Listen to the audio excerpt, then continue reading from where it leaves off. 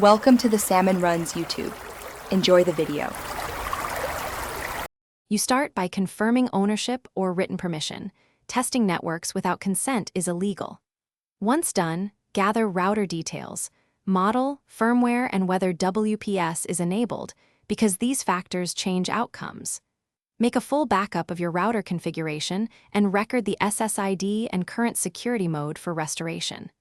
This isn't about exploiting others. It's about auditing your own setup so you can understand vulnerabilities and remediate them safely and responsibly. Next, focus on why this tool exists. WPS can expose networks via predictable PIN or brute force flaws, so the app helps identify weak configurations. Do not use it to obtain unauthorized access.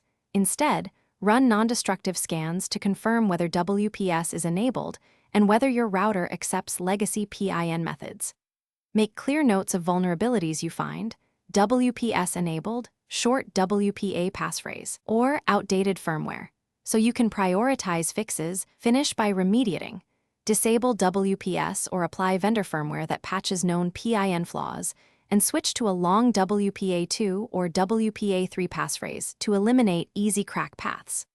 Once done, verify connectivity and that devices reconnect with the new settings, and keep a secure backup of the router config.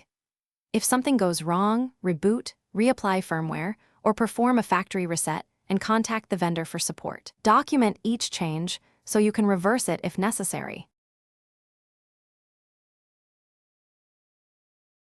Thanks for watching. Consider subscribing if we helped you.